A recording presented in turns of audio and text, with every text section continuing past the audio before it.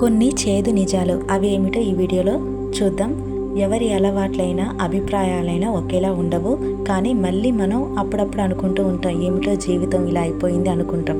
కానీ దానికి బాధ్యులు ఎవరో తెలుసా? మనమే. ఎందుకంటే నీ ఇంట్లో నువ్వు భార్య పిల్లలతో కలిసి ఉండు, గంజి నీళ్ళలో ఉల్లిపాయ నంజుకొని తిన్నా పర్వాలేదు, కానీ అప్పు చేయవద్దు. ఇలా అప్పు చేయటం వల్ల మనిషి ఇంతకు మించి జీవితం బ్రతకలేడు. కాబట్టి అలాగే మనిషి జీవితాంతం తోడుండేవాడు ఎవరు అని యక్షుడు ధర్మరాజును అడిగాడంట. ఎవరైనా ఈ ప్రశ్నకు భార్యనో భర్తనో పిల్లలు పేరు ప్రతిష్టలను సమాధానం చెబుతారు.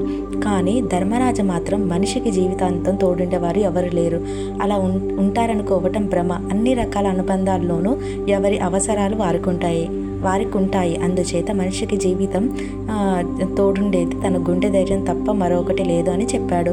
ప్రపంచంలో తెలివైన వారెవరైనా అంగీకరించకుండా ఉండలేని విషయం ఇది.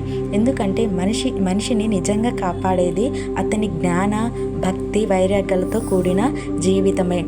సో గుడికి వెళ్ళే మగవాళ్ళ ఇప్పుడు మనం చూస్తూ ఉంటున్న ఈ సమాజంలో గుడికి వెళ్ళే మగవాళ్ళ సంఖ్య ఎక్కువగా ఉంటుంది, జిమ్కి వెళ్ళే ఆడవాళ్ళ సంఖ్య క్రమంగా పెరుగుతుంది. అలాగే చచ్చిపోతున్న కూడా వైద్యం చేయలేని గవర్నమెంట్ హాస్పిటల్ ఉన్నాయి.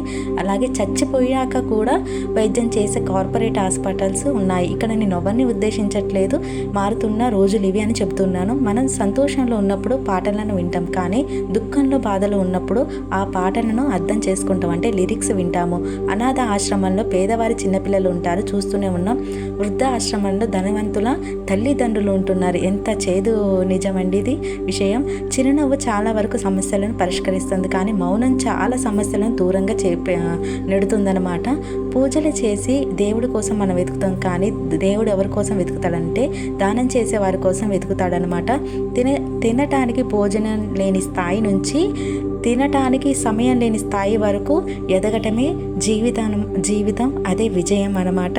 ఈ వీడియో కనుక మీకు నచ్చినట్లయితే లైక్ చేయండి, షేర్ చేయండి అండ్ కామెంట్ చేయండి. For more videos please do subscribe my channel. Thanks for watching. So background noise కొంచెం నాయిస్గా ఉంది, సో అర్థం చేసుకోండి. ప్రతి వీడియోలో నేను ఇదే చెప్తున్నాను. చాలా వరకు ట్రై చేస్తున్నాను వాయిస్ ఓవర్ అనేది చాలా వరకు మంచిగా ఇవ్వాలని, కానీ కుదరట్లేదు.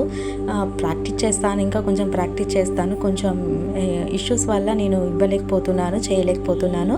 So thanks for watching again. Bye.